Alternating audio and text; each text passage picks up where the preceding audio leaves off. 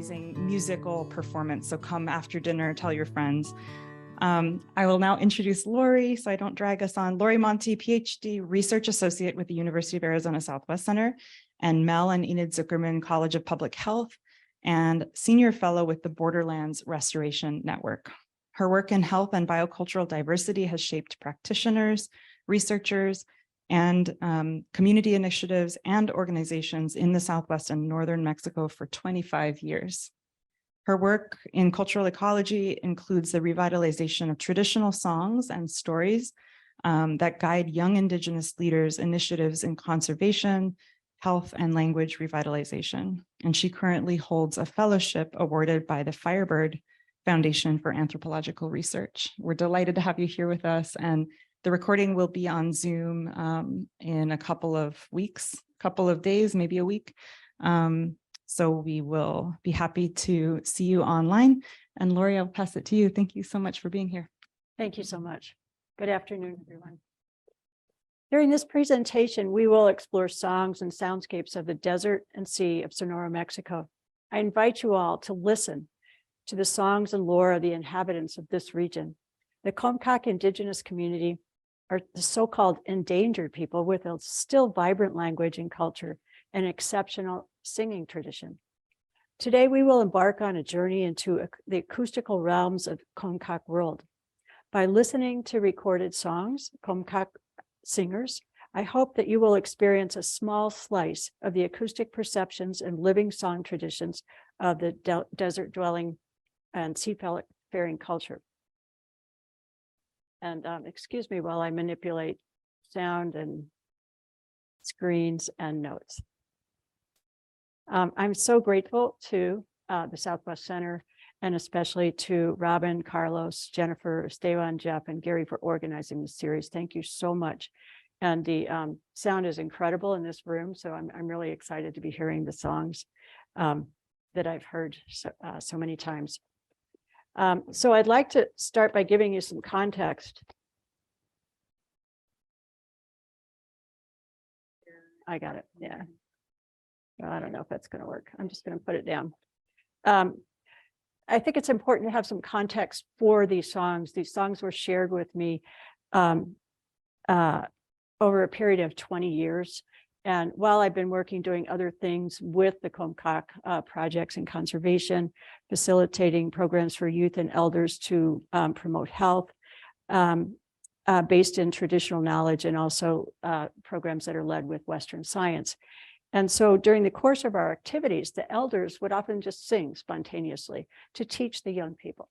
And so I was just started to record the songs then.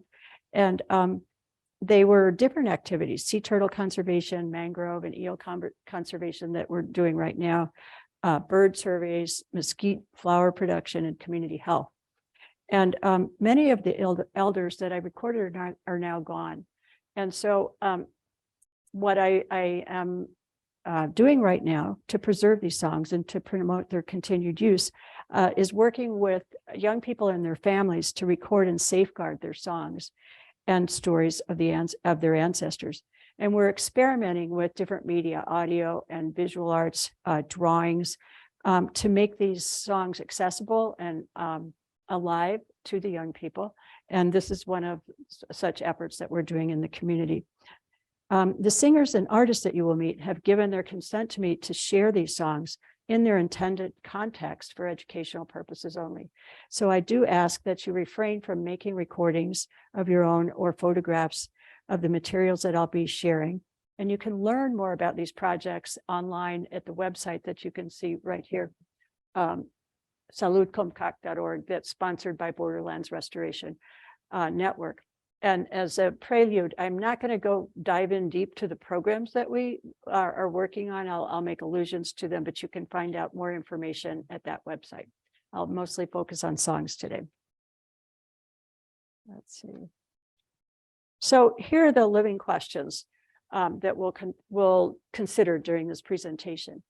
And what I'm hoping to do right now is give a bit of a tune-up to our hearing by sharing with you some thoughts by by a person that I had just admire his writing, David Haskell, who wrote Sounds, Wild and Broken. It's a wonderful book, a biologist who makes a call to us to re-inhabit our ancient communion with sound. And so let's go into that just a little bit to orient ourselves. So sounds orient our world. I'm paraphrasing from this book, different chapters, but take a look at the book. Sounds orient us in our world. In Soundscapes, the acoustic ecology of place, time, and weather. Sounds guide us to food and safety and help us avoid danger. They foster our sense of mystery, memory, longing, and belonging. So how do we develop aural awareness? To hear is actually a verb. Our listening is a verb. It's a nuanced whole body experience. To listen, to attend, and to be present involves the physical experience along with the sound. It's a dance with variations in rhythm, vibration, accent, pitch, tone, and amplitude, punctuated by silence. Listening in the natural world opens us to other ways of being and encourages imagination. Humans share this aural orientation with other beings that are also shaped by their acoustical environments. Part of the world's richness is the diversity of aural experiences. Thousands of parallel sensory worlds coexist. Birds, fish, sea turtles, and dolphins all hear differently. So, and another area that I've considered is how language, how does language shape our hearing of wild sounds? And how does hearing wild sounds shape our language? And without a diverse vocabulary for hearing, we lapse into inattention. Our imagination is limited. And so aural diversity makes us both creative and smarter. So let's move into the songs. I'd like to share with you a song by Manuel Monroy, my friend who lives in Desemboque. And it's The Creation.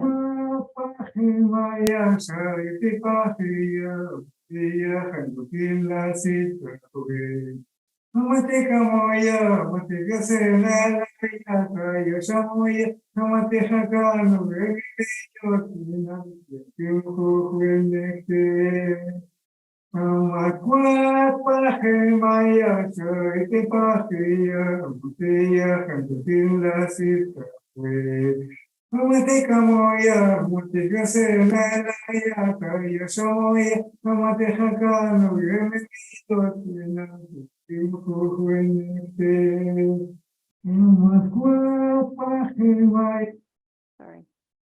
So that's the creation song, the Comcaac creation song, and that he sings. And the song is about the creation of the world. It's said to be sung for the first time by a man called the Yellow Man, who, when he sang, all the plants began to grow. And then he was the one who taught the Comcaac all they know. So this is an interpretation by Deborah Perales, who is a young woman, part of this group of young folks in the community that really want to see these songs and culture carry forth over the years. I'm not attempting to do a word for word or a literal translation and wouldn't be doing that in this context, but she will,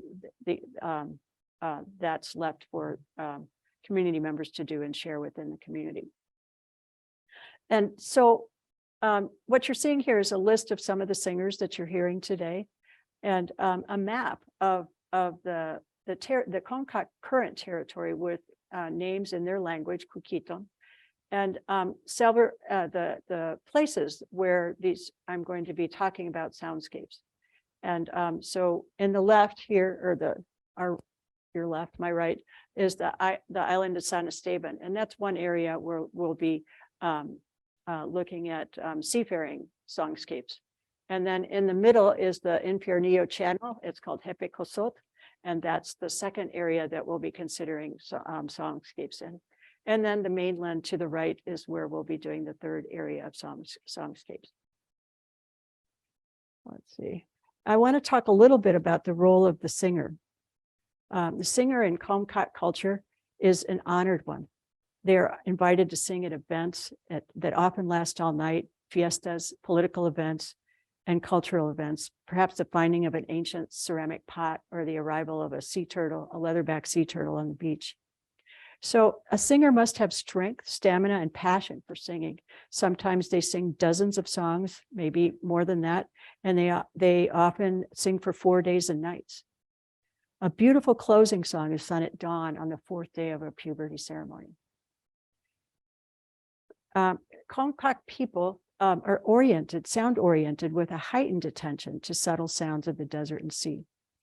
Imagine yourselves without the technology of radio and TV distracting you, living in the desert and in the sea, and how just with the naked ear, how attentive one could be over time. Songs have often layered meanings ranging from practical teaching to portals to the spirit world. Comcaac songs often refer to natural sounds. And so there are songs about sounds and that blend with other voices of other species. A recent song that I recorded involved a fish singing to a bird circling overhead. And the fish was singing to the bird and watching it and thinking it might get eaten. So it was singing to the bird to, please don't eat me, please don't eat me. I see you circling over me.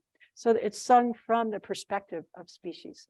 You can imagine that level of empathy with other than human beings.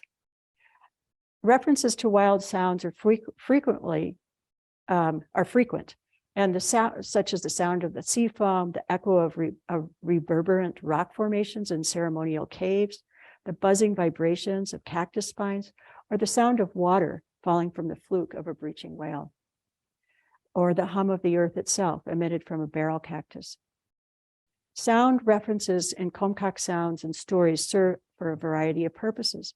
Plant names can contain references to sounds such as seed rattling in their pods, and that in itself can serve as a memory cue for what the plant is used for, and also give voice to the plant being. The importance of song in Seri traditions. I didn't mention that the other name for the Comcaac is Seri, so I'll switch back and forth, Comcaac Seri. The importance of song is inscribed in their own ancestral name, the singing people. Their dialects were referred to as singing talk.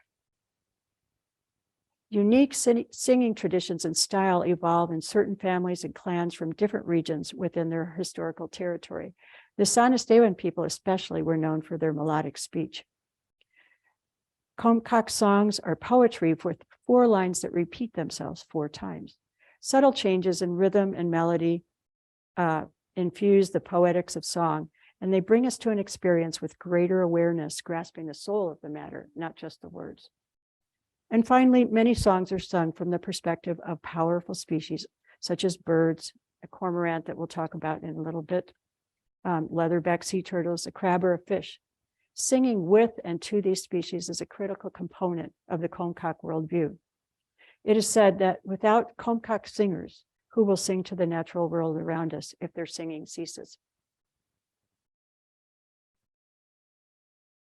And here are a couple of other maps that illustrate the range of the Comcaac travels that we'll be talking about. And so these are the midriff islands of the Gulf of California, and you see Baja California and these islands, and then the Isla Tiburon, which is the biggest island in the Gulf of California and where the heart of Comcaac territory lies, and the mainland. And to the right, you can see more extensive outline of historic Comcaac territory, which is important if you're looking at songs that are referencing species that don't necessarily exist in their current territory. And so the first area that we're going to be looking at is the seafaring songs and song maps. And the map to the right was drawn by Manuel Monroy. He and others wanted it to be known that it's not just humans that navigate in the Gulf of California. It's a whole constellation of other species. And so they drew this map so that it could be understood that it's, you can see the cormorant bird, you can see fish, sea turtles, manta rays, and where they go. And so this is their worldview. It's not, they're part of a constellation of species that travel together, and this is how these songs evolved with that understanding.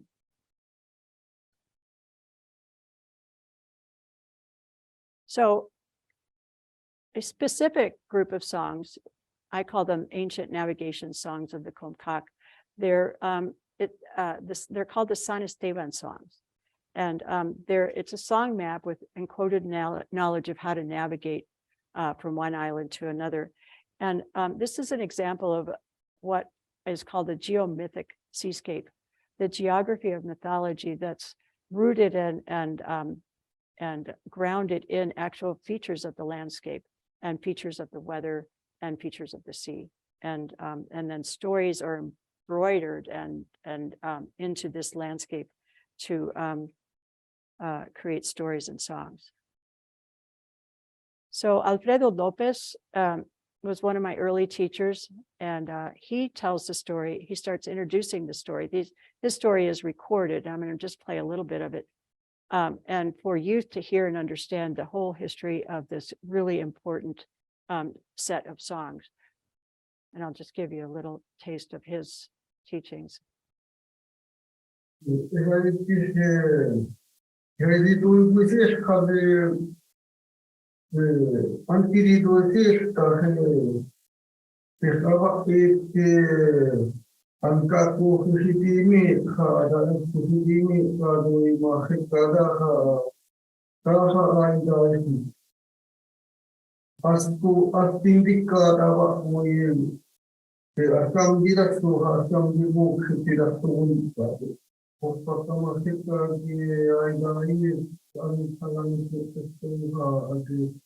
That the Soundscapes songs are a ritual cycle of navigational songs that, when sung in sequence, they convey a song map that guides the seafarers safely through highly variable sea conditions on their voyage between two islands. And you can see the islands up there, Tiburon Island and Soundscapes. It's a dangerous crossing, and the chants reflect a style of singing that, in its repetitive poetic language, consists of multiple layered meanings. The 7 songs are distinct from other sea songs, and they may be the only group of songs remaining in from earlier times that are arranged in a specific sequence that's associated with a geographical context. Their structure is there are 4 lines, 4 musical phrases with 2 contrasting parts, which you'll hear, and each part is distinguished by contrast in rhythm, cadence, and imagery. And so we're going to listen to 3 of these 7 songs just to give you a taste of what these songs are like. The context is that 2 other songs have been sung that launched this voyage across the passageway. And the 3rd song that we'll go into is probably the most well-known of the songs. And I'll let you listen to it first and then talk a little bit about it.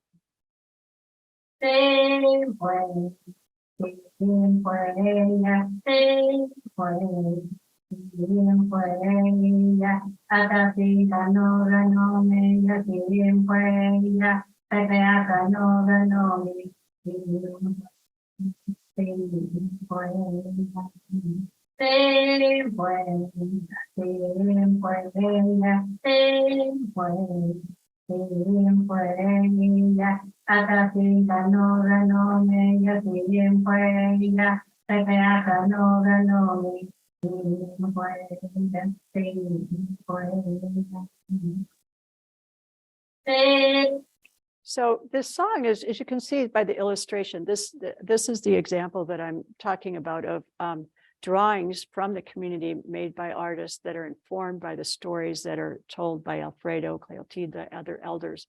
And they explain to them the details of what an illustration of this song looks like.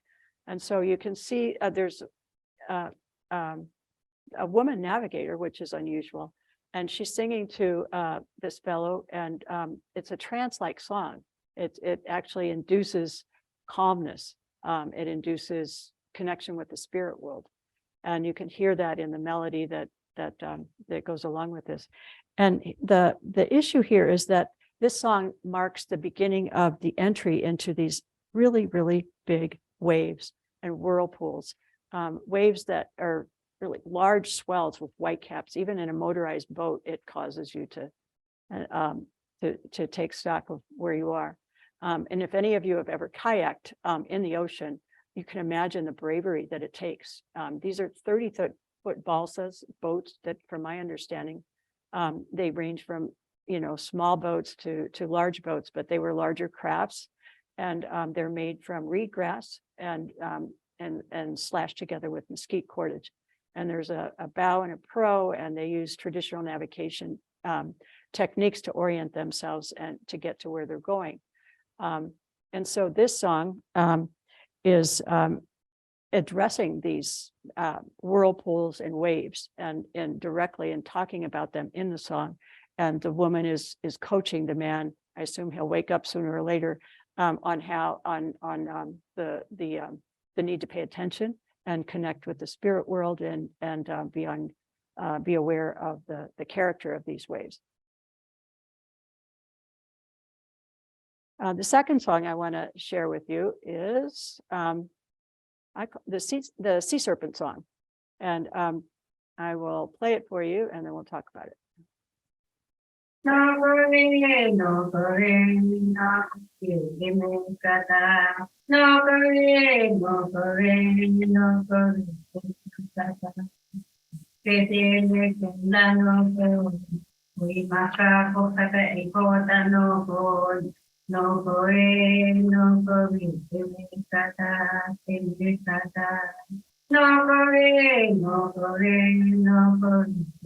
kata. No gore, no gore, no gore, kata. Kete kinda no gore, koi maka ko kata ikota no gore. No gore, no gore, kata, kata. So these drawings are amazing to me, but they show this creature that the sea serpent that extends either over this between Tiburon Island or under the waters. And the stories go that there are different versions of it. That's why we've got two different pictures, but the understanding is that it's the tail of the sea serpent moving under the water that's causing these whirlpools and waves. And so this serpent must be addressed directly in songs. And so it's talking about the evidence of this serpent and how the water is churning and the presence of this serpent that needs attention. And so in the story, the way the story was told to me was that long ago, this woman from San Esteban was able to subdue the sea serpents by singing the sacred song that we just heard. And the four currents represent different supernatural powers that must be reckoned with. And so that's a brief overview of this incredible song about the sea serpent. The serpents, the role of a water serpent is common or is throughout indigenous lore in Mexico. Frequently, you'll hear a story about a serpent protecting a spring, and that's true in this area as well.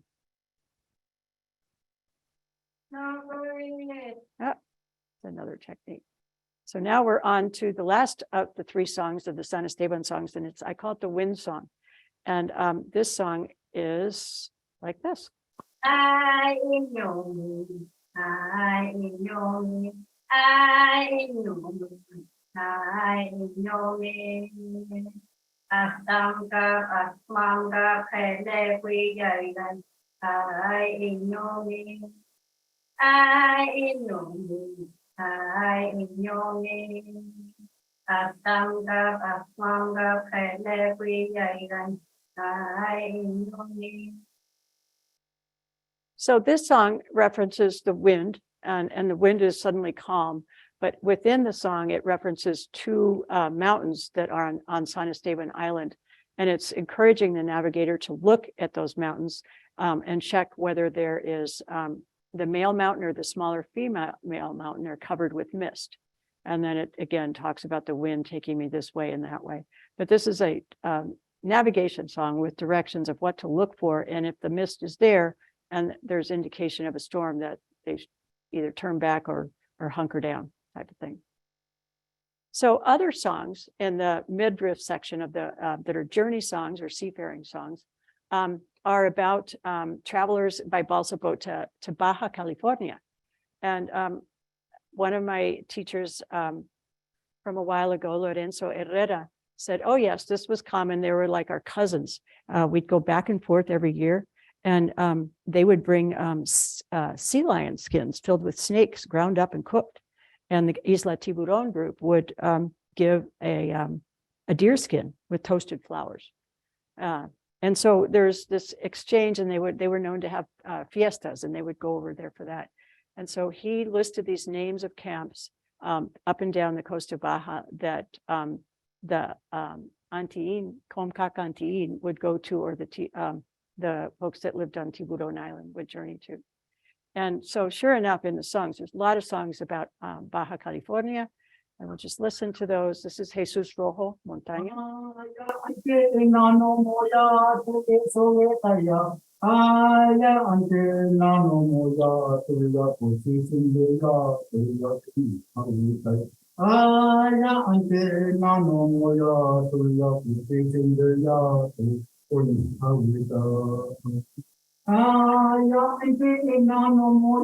So you can hear the rhythm is more like we're paddling and we're on our way. These are typical of the songs that I've heard of about navigating to Baja.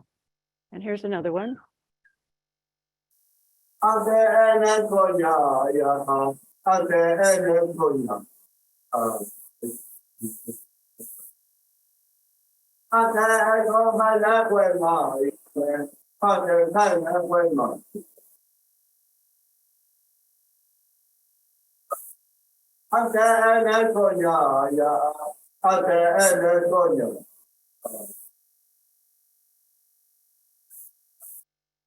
So you can hear the different rhythm and the song sung in 4 stanzas, and then they switch back and forth in style. So let's go to another. I'm going to try not to play the music again. I did. Okay. Another song, seafaring song, which they refer to as the song of the cormorant, Xicopal, which means black bird. And this song was taught to me by Efraín Estrella, Armando Torres, Manuel Monroy. It's a common song, and there are different interpretations of it, ranging from a healing song. But the one I love best was told to me by Efraín Estrella, and this is his voice singing the song. And I'll tell you about it in a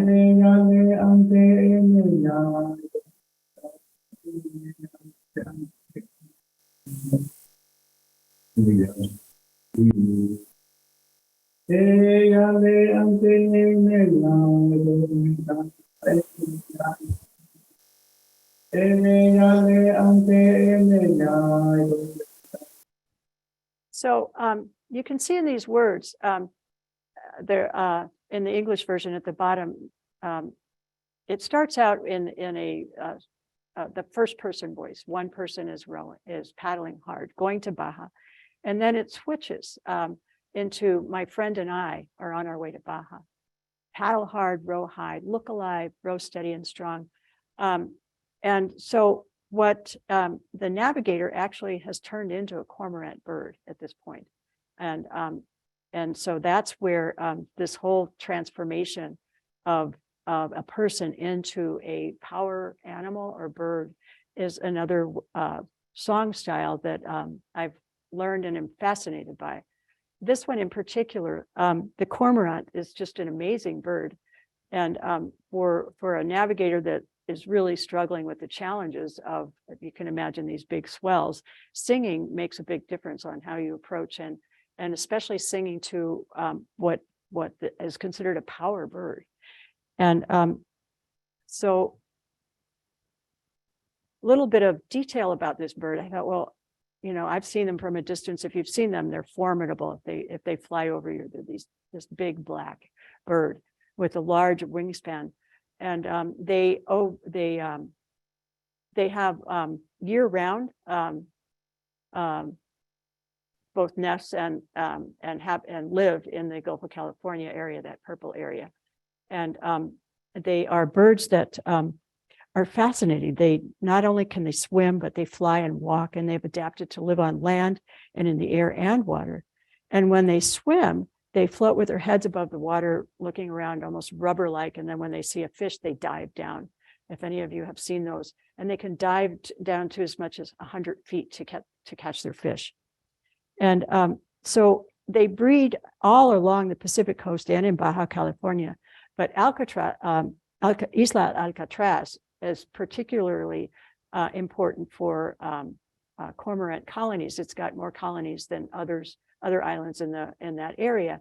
And that island is within historical Comcaac territory. So you can imagine that they had a lot of experience and relationship with this bird. And it's considered a power bird in their culture for good reason. As I said, it's an excellent fisher with his diving abilities. And what's interesting to me is that other cultures around the world also value this bird for their perceived qualities, these perceived qualities. In Paradise Lost, Milton referenced it. Ulysses and the Greek tales reference the cormorant. And then Japanese consider them good luck and good fishing companions.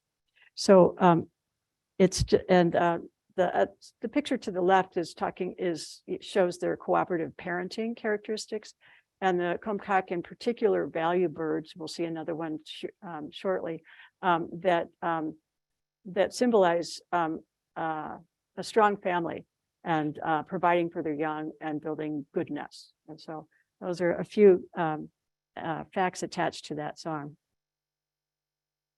I'm afraid I'm going to turn. Okay. So speaking of mythical transformations, this next song refers to a story that was told to me by Juana Herrera. And I'm going to have to jump to it because I didn't edit this song. Here she is explaining the story that I'll tell you about in a little bit.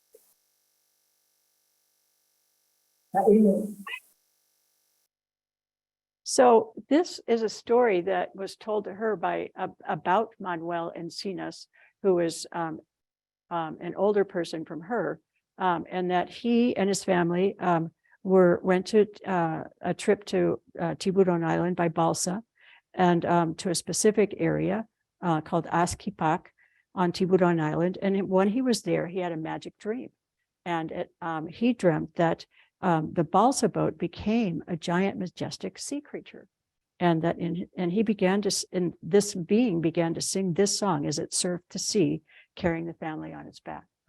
And so it's just, Gulliver's Travels, and the sea creature is, they were very clear that it doesn't exist now, but it used to exist in that area. And so that's the old knowledge encoded in this song. So that's, these are seafaring songs. But I'm just going to make a reference to the young people, that become enamored with their culture as they learn these songs and stories from the elders. Then we're seeing here is a reenactment of a group of young people that built their balsa boat and had a whole party around the fact that they were navigating with this balsa boat. And then below you see a sea kayaking course that I was involved in starting, and traditional navigation songs and go along with just learning kayak skills. And adapted balsa boat is used now. The kids go kayaking all the time, and take with them their knowledge of their traditions with the balsa boats. So moving into coastal habitats, This is the middle section of the Gulf of California that I showed you earlier, and this map shows the occurrence of mangroves in 13 different estuaries in this area. It's an incredibly important biological and cultural area. The middle photo is showing a nursery of propagation of mangrove propagules, a project that we have on the ground. And the right is showing the herbalists that are collecting medicines from the mangrove roots. And here's the song about it, sung by, about this area, but especially about mangroves by Josefina Ibarra. Hebego, Hemashita, Hediamati, Cotinhanunte, Yailani, Matne no Maani, Papi Matne Yaile so,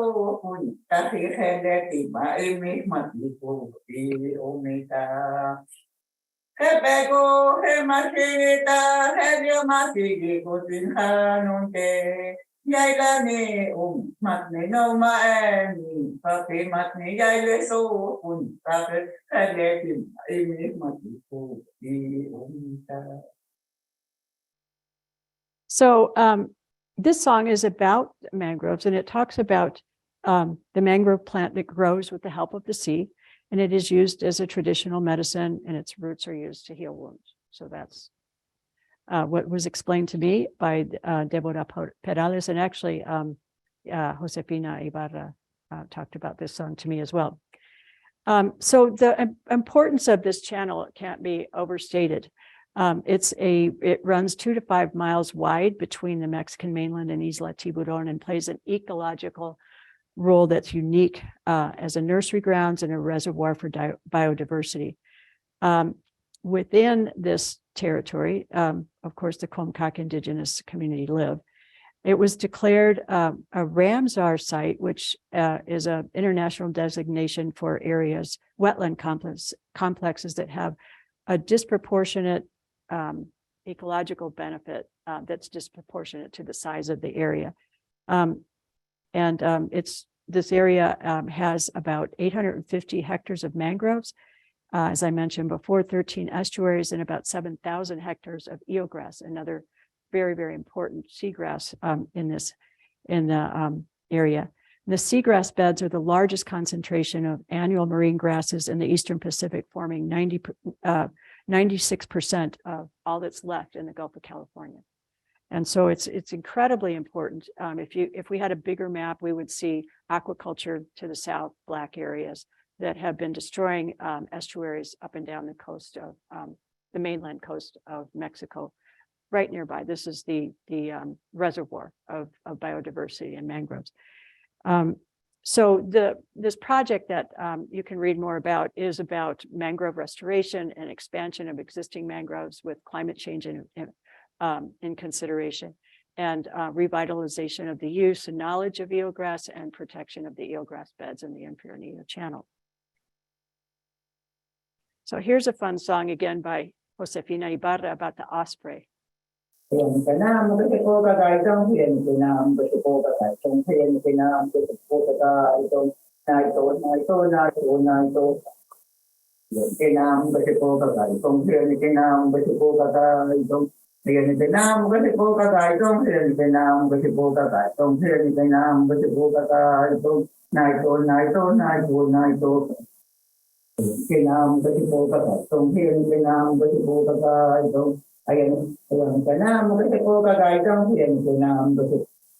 So you can hear the complete difference in rhythm and cadence of this song.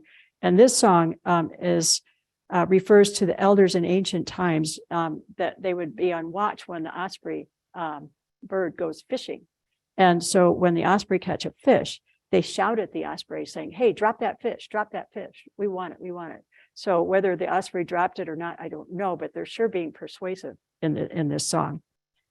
Ospreys are common in the Gulf of California. They plunge in feet first when it spots a fish.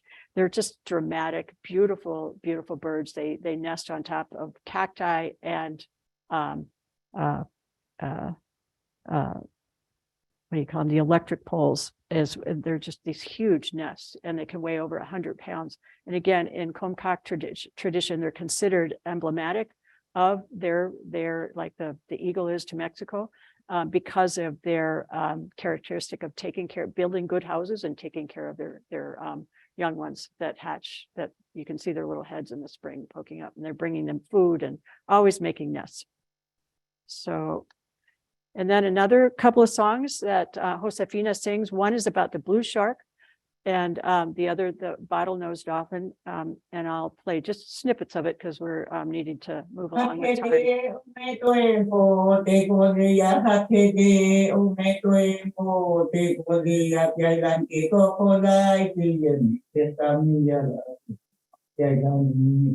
time. So this song refers, Josefina explained that there was a blue shark once that came up on the beach and died, but then it came back alive again and went swimming off. And she mentioned as an aside, oh, we used to have these here all the time, but we don't have them. They're not here anymore. And I thought that just for that alone, I would include the blue shark song for you all. And then the dolphin song is really, really sweet too.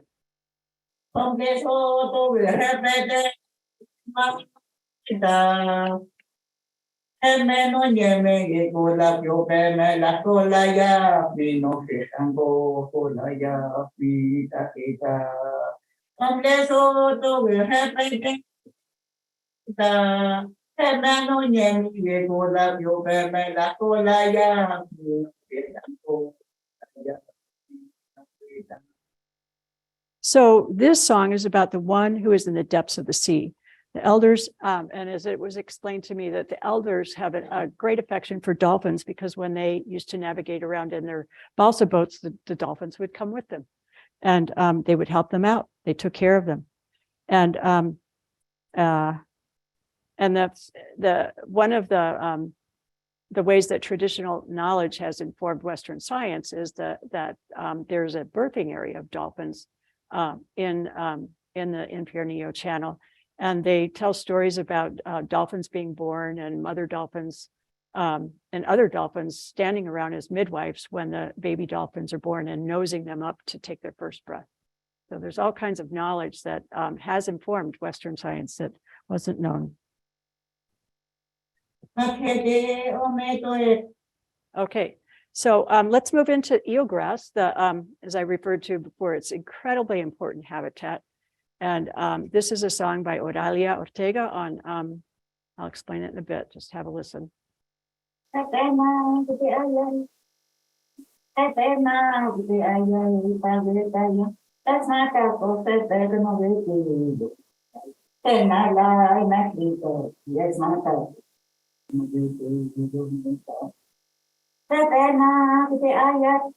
So if we were watching her, if we had a video of her, she would be making these movements as she sang the song.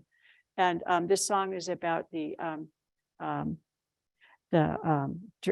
collection and drying of eelgrass that washes up on the seashore, and then the winnowing of it in the air to actually sort out this incredibly nutritious seed that comes in the seagrass, which they are the only indigenous community or community in the world that we know of that uses the seed as a food. And it's as nutritious as wheat, and it's very important. The month of May was named after the eelgrass, and that's how important it is in their culture. And so this again is a project we're trying to at least have the knowledge of it revitalized.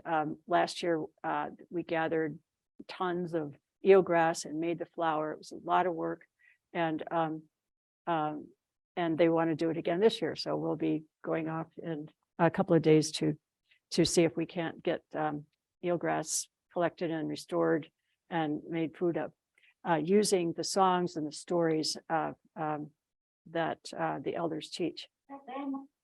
And here's an example of last year's events where they actually taught and made the gruel and made eelgrass beds. And there's some young people that are really excited to see this for the first time. What I didn't mention that I should, here it is that the sea turtles migrate to the Infiernillo Channel because of the importance of eelgrass as a food for them. So you can see that triangle of human and seagrass and sea turtle interactions that's characterizes the region. So this is I don't know who this singer is.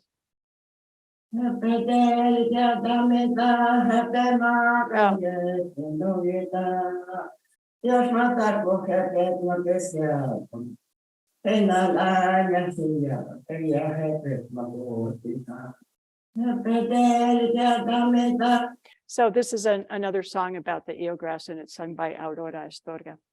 And yeah, so you can see the intergenerational aspect of it and of these projects. And the origin story of the eelgrass was told to be by René Montaño. And that goes something like this, that during the time of creation, this man called the Yellow Man, no, not the Yellow Man, sorry, let me just back up here. His name was Kakasu, and he was a man in their history that traveled by balsa boat to bring the seagrass before any seagrass was growing in the Infierno Channel. And he had supernatural powers, and he went down south and came back with this pile of eelgrass on his balsa boat, and then established eelgrass to the north of the Infierno Channel in a specific area that's known off of that's now a center of a big area of eelgrass. And so that man, he was a teacher, and he taught everyone how to prepare it, how to collect it, and use it. And now the people understand how important it is. And so this man was tall, he had long black hair, he's wearing a small hat, lots of details about this man. And then when he returned, everyone was waiting on the seashore, waiting for him.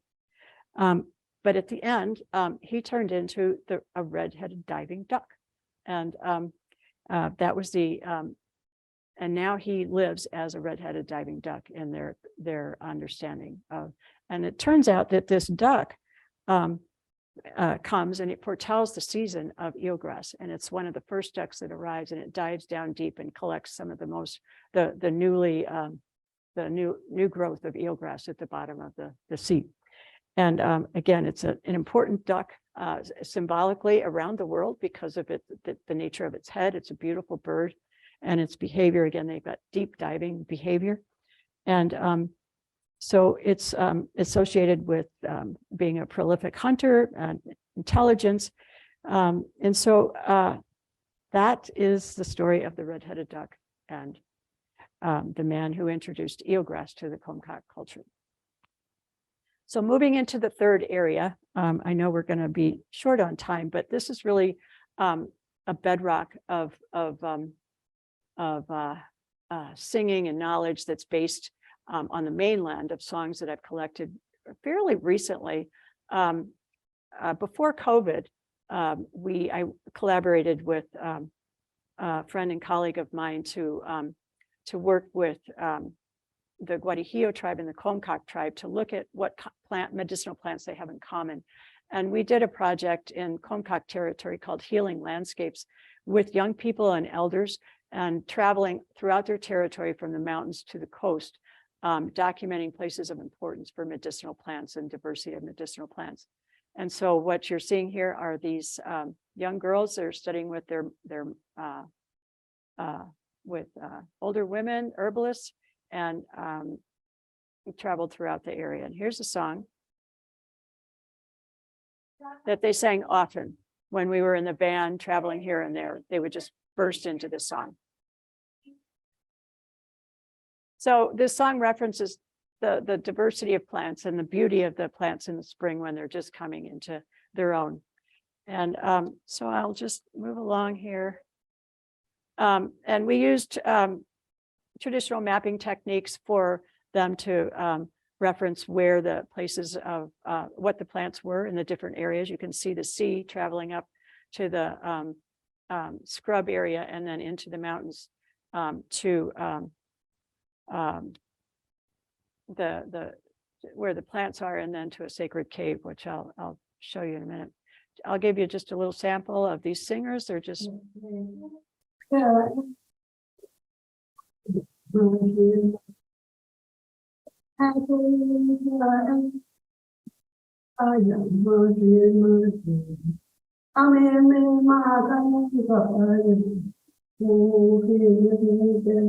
So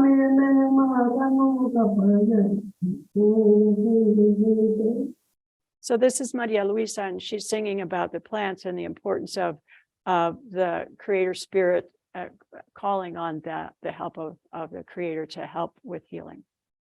And then these songs, this one, this is Bettina Morales. So she told me that this song came to her in a dream. So the dreams haven't stopped. Younger people receive dreams, songs and dreams, and the tradition carries on. And then I just wanted to make mention of healing places in the landscape. And so this is where geomythic traditions come to bear that are specifically grounded in particular places in the landscape.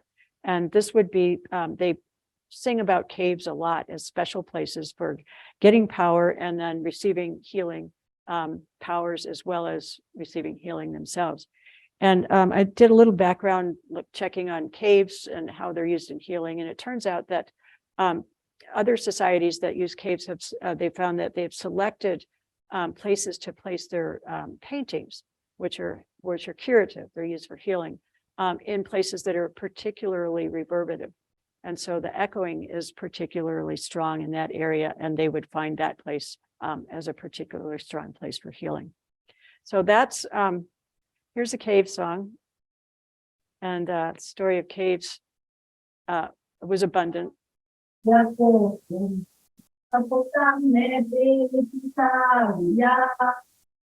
what you're seeing is desert lavender that the young people placed in front of the cave.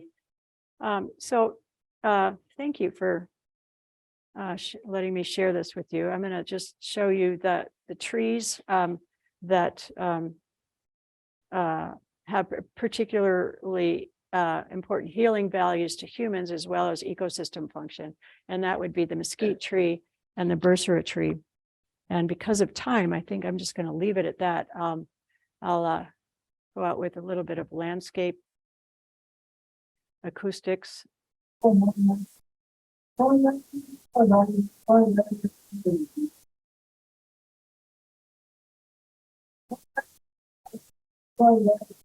then the bursara tree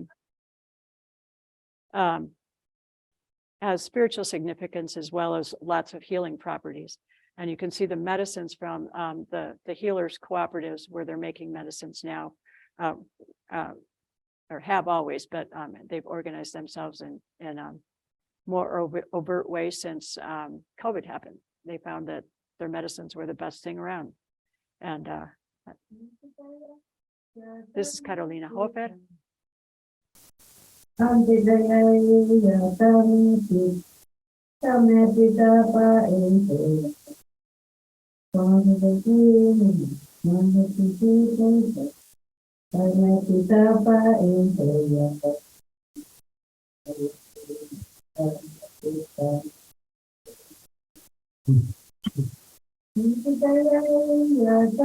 So that blowing sound is part of the spiritual dimensions of healing of this plant. And so that goes with a bundle of bursara trees that are very fragrant.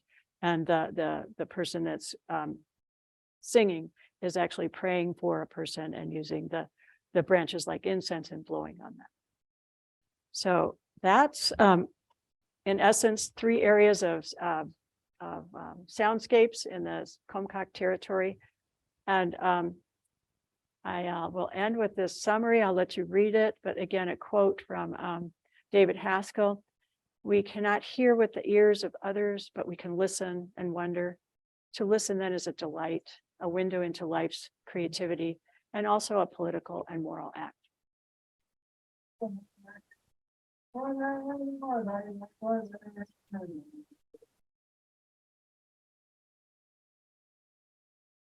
And great gratitude. Thank you very much.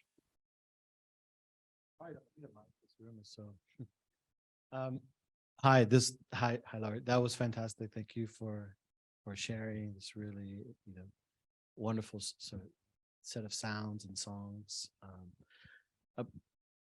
In listening to some of the tracks, it sounded like there was some narrative before they started singing. So I was wondering if you were finding these. Could you speak a little closer, because I am having trouble here. Is this better? That's better, Okay.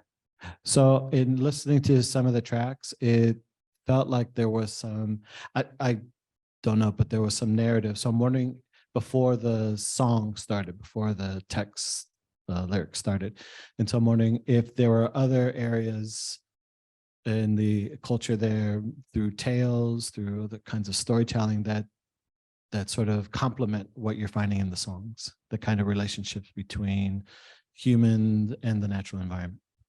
Yeah, thank you for the question. The songs were preceded by explanations before the singer sang the song. And those recordings, all in their language, are kept intact with the song when we use them in the community, so that the young people get the full context and teaching behind the song. And what I shared with you was a synopsis, very, very brief summary of the overview of the song. Okay. The Comcaac people are not related to the Yaqui Nation, but they've had quite a bit of exchange with the Yaqui Nation. They still do. The Yaqui traditional people come and do ceremonies and celebrations, and they have a lot of exchange, but they're not related. And then I don't know. That's a good question. It came up for me when I learned about the Japanese using or working with cormorants to fish, but I haven't asked the question. So it's a good one. Okay, I think we've got a question over here. I was just wondering whether or not there are dances that are related to the songs, or whether there are any percussion instruments that are used while singing also. These particular songs, no, but they do have percussion instruments that they use for fiesta songs, certainly rattles, and there's a rasp that's used, and a one-string violin that's used in different contexts. Yeah. No, I'm not fluent. I understand a lot of course, songs, and I catch the drift, but I work in tandem with linguists that have been trained by Steve Marlett in interpreting the songs and translating them. Yeah.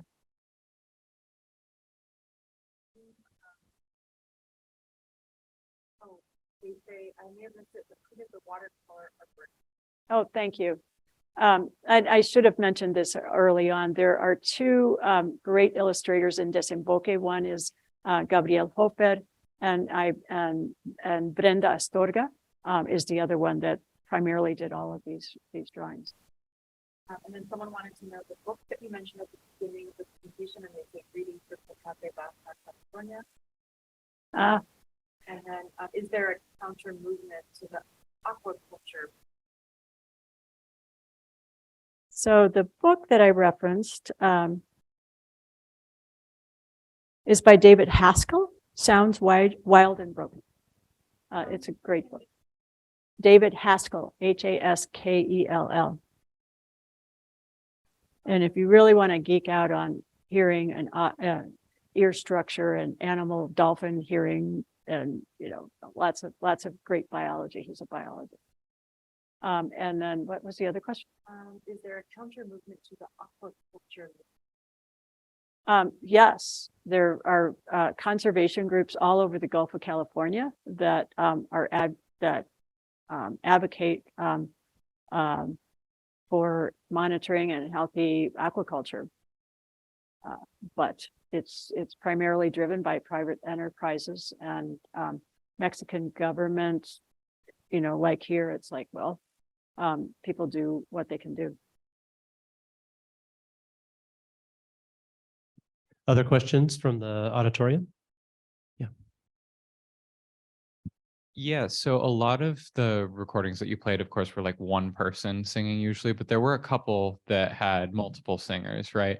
Are there any like polyphonic songs that you came across that maybe with some call and response or some kind of layering? Because the pitch was pretty even amongst like 2 or 3 singers. It was pretty impressive, but it did stay mostly multiphonic from what I heard. Yeah. So the songs that were sung in groups were mostly the young people that wanted to sing it, and usually they defer to the older people, but they got up their courage to sing as they sang in groups. So it's not common in individual singing, and that's why I paused on like the role of the singer. It's quite an important role, and they have no shyness about belting out songs as loud as they can in the way that they do. And there's harmonies I haven't heard to speak of in the churches. The singing has morphed into beautiful singing in the churches, and I can't pull up in my mind if they're doing harmonies, but they play a lot of instruments. And I didn't mention that there are groups that have combined sort of kind of heavy metal rock style of music and bringing in the traditional songs, and they sing them and to electric guitars and drums, and they make them all, very, very enticing. And the young people stand in front of them and jump up and down for a long time. And but it's a very, I think, an important way to see that cultural identity continues and to be embellished and adapted in with these heavy metal bands.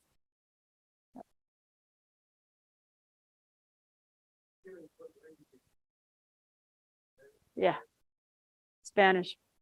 Yeah, this government, Mexican government, is hiring local teachers that are teaching Quiquiton, the language, to young people in the school. But the classes themselves, all the books are in Spanish. The teachers, even if some are from the Comcaac community, they go into Spanish because there are some kids that don't speak the language, and the books are all in Spanish. It's tough. So there's 2 song-related questions on Zoom. One from Tom Sheridan: do any songs refer to historical events between the Comcaac and the Spaniards or Mexicans? And then 2, did they sing a different song crossing from one island to the other, like east to west song or west to east song, or back and forth? So the historical question and then the directional question. Yeah, I'm racking my brain. I believe that I found one song related to San Esteban, but I'm not pulling it up exactly. But that was sung at the time that there was a Spanish galleon there, and it's a story that was referenced in Tom Bowen's book. But I believe that a song was shared with me that referenced that event. That story is found in Tom Bowen's book. And then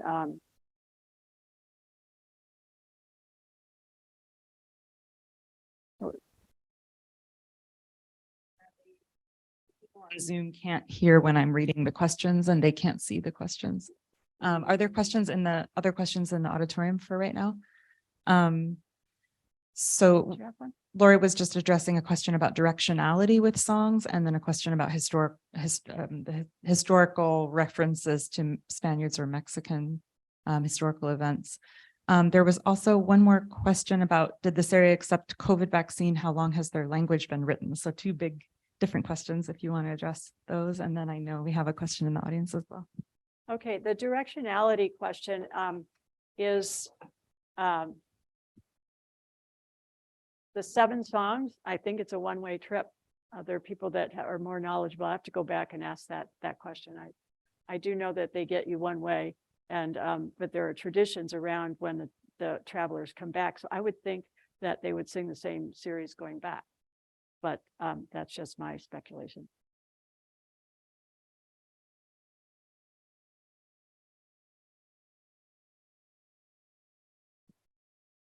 I just had a question about how is the language doing with young people learning? I know there's a lot of pressures against that in a lot of Indigenous cultures. And it's good to see young people joining in the songs, but do a majority of them at this point speak the language? I would say yes, the majority do, but it is eroding quickly. You can see big differences in a period of 5 years as kids grow up. Again, because if one kid in the group doesn't speak the language, then they'll defer and speak in Spanish. Thank you. Other questions from the audience here?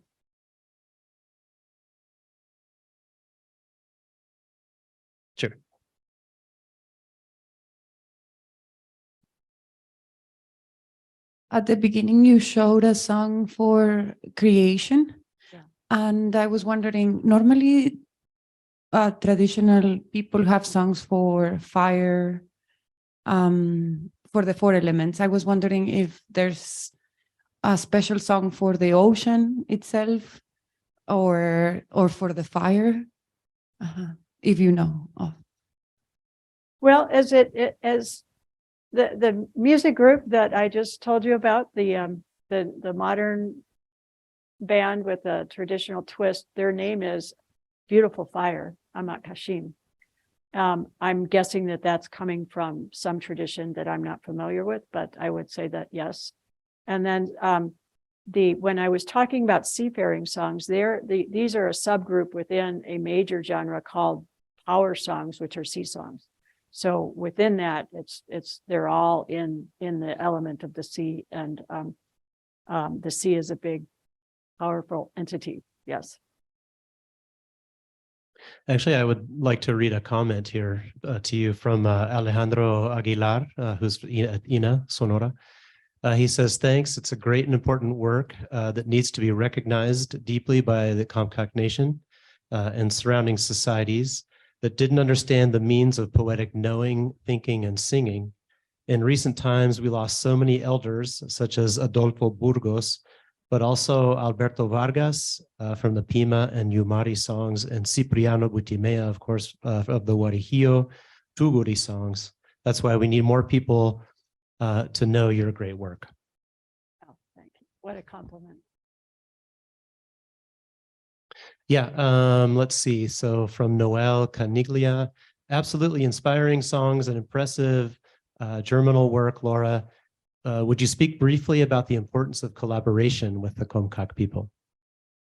An incredibly important question. And that's, I tried to set this in context that all of this work is and hand in glove collaboration with community groups, with elders, and with singers, with the specific intention of returning all of this to the community. It's not meant to be a big movie or, go public in a different, out of context. It just doesn't work. And that's the agreement that I have when I share these songs, is that first and foremost, this recording and will be shared and is already being shared, and via lots of different means that we're exploring. So, other questions from the audience here? Since I'm okay. So the recordings that you played, were they composed in that way? Were they intentionally recorded outside with natural sound, or were those overlaid on top of the singing? Did you put that together? Did somebody else, like from the community, put that together? Like, how were each of those composed, and was it intentional?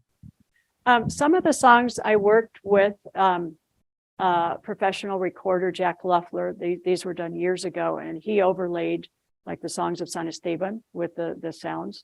And then some of them, most of the other ones I've recorded in natural soundscapes, habitats where we are. You've heard a lot of wind, and done a little bit of editing, but that's about it. It's like, that's what they got.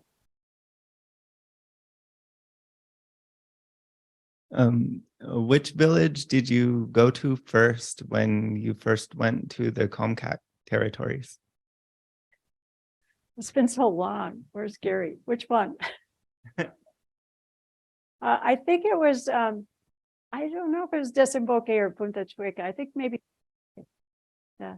And I didn't mention or emphasize, a big part of my background is in healthcare. I'm a nurse practitioner, and I do a lot of hands-on work with the clinics and medicinal plants and things like that. So we started with a diabetes prevention program a long time ago. Thank you.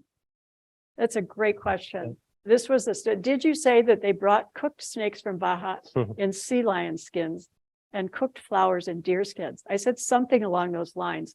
And that story was relayed to me by Lorenzo Herrera, and it's priceless. I'd have to go back, but something like that. Yes.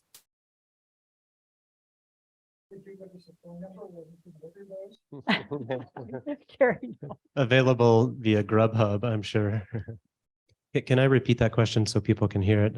So the question was it difficult to get the Comcaac people to open up to you when you first went in and started doing this work? Because I stepped in with the health service, I was able to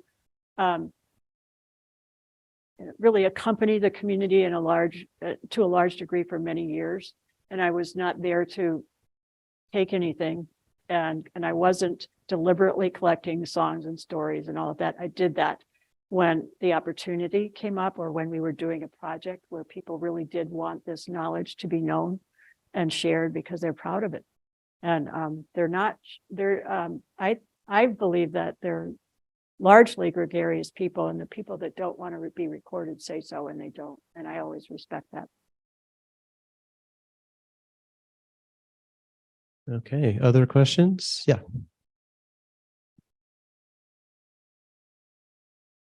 I was just going to mention there's a publication on what you're calling journey songs and geomythic, actually landscapes rather than seascapes, that people from Gila River have.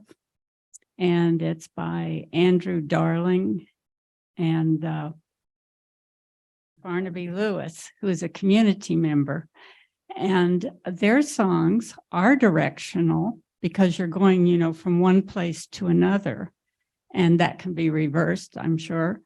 But the other thing that's really interesting that I caught was those songs require 4 repetitions of the refrain. So I wonder if that wouldn't be a really interesting part of future research to kind of compare. Maybe there's a regional structure there that is behind some of those patterns. Interesting. So the Gila River songs require the repetition of 4 times. Yes. Barnaby Lewis was very, very emphatic about that. He teaches the songs, and I think he found the younger people impatient in going over the same refrain 4 times. Yes. Other questions? Gary?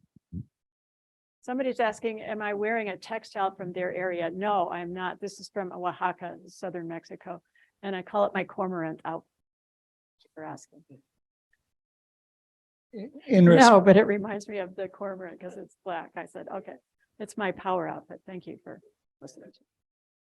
In response to Dr. Fish's comment, the other thing that really needs to be looked at is whether the Seri historically hosted the salt pilgrims from Pima and Tohono-O'odham. And there's also a number of songs recently recorded from the Santa Rosa area of navigation songs down to Magdalena that have the same structure that you're talking about that Barnaby talks about. But the other similarity is not just the song structure, but that the triangulation with navigation on land or in water. So when Lori talked about them looking for the 2 mountains, it's sort of a triangulation process of knowing where you are with coastal features.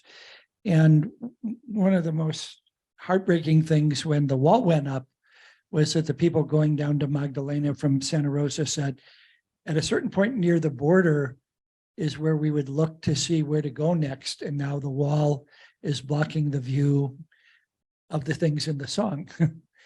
And so the point is that like the song Max in Australia, you're using key landforms, sometimes for people that have never journeyed on that are part of the riddle or the problem solving, and they have to be in full view. And that's whether it's at water, on water or on land.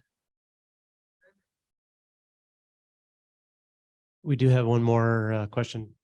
Do you want to read it, Laura? From Alejandro. Seleni is asking, how do you see the actual changes with different outsider musicians making arrangements to these historical songs? Lydia Ibarra is not happy with the stylistic transition. And I feel, as I mentioned before, I'm ambivalent, but when it comes from the youth themselves and they make new songs, I know that they're being seeded deeply with the old songs. And when they're older, they're going to come back to the old songs. I'm pretty sure that they'll get tired of playing their heavy metal and, you know, all of that. When it's outsiders, and that I'm very concerned about. And that's why I've been very, very clear about asking folks not to take these songs and use them out of context. I don't think it's our role at all to, we have our own songs. And that's why we went through our little ear tuning and hearing tuning to begin with, is that dreams come to all of us and songs come to all of us. And so we don't have to usurp or co-opt someone else's traditions at all. And please find that within yourselves, your own songs and your own traditions, your own rhythms, and you're in place where you are. And I'll bet you'll have your own song. And so Alejandro, thank you for that question. And I hope I've answered it, but I feel very strongly about passing these songs along as they were composed. And then I'm also aware of, and younger, older people have said, well, you know, we're getting new songs and they're coming in dreams. And so it's not like we have to preserve a song like parchment paper, but it will come again in a different way to a different singer. I think that's probably a beautiful place to end, but if it's quick, but it's also 5:30, so I want to respect Lori's time and exhaustion, but you want to be quick? Okay. Do different individuals make up their own songs while doing the navigation, or are these songs shared by everybody in the group? Yes, individuals receive these songs in dreams, and they make them up as well. What I've heard is most of the songs come to them in a dream, or as they're, like you say, on the boat. They're the songs that I shared of the song cycle, the canticles of about the San Esteban trip are in themselves a set, and they don't change, and they're as they are. But other people, Chapo Barnett, that song that about I'm going to Antine, I believe he made that up himself or got it in a dream. But yeah, both ways. Thank you. Thank you so much, Lori. That was incredible. Thank you. Thank you for your time.